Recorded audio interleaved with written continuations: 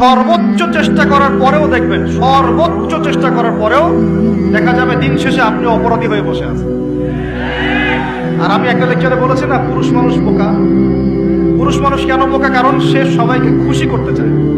সে চায় মা সুখে থাক, বোন সুখে থাক, স্ত্রী সুখে থাক, যদি আরো স্ত্রী থাকে ও সুখে থাক, সন্তানরা সুখে থাক, সবাই ভালো থাক।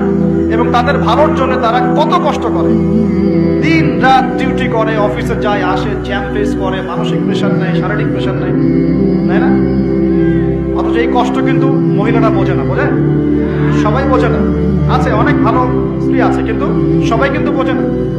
সর্বোচ্চ চেষ্টা করার পরেও দেখবেন, সর্বোচ্চ চেষ্টা করার পরেও দেখা যাবে দিন শেষে আপনি অপরাধী হয়ে বসে আছেন।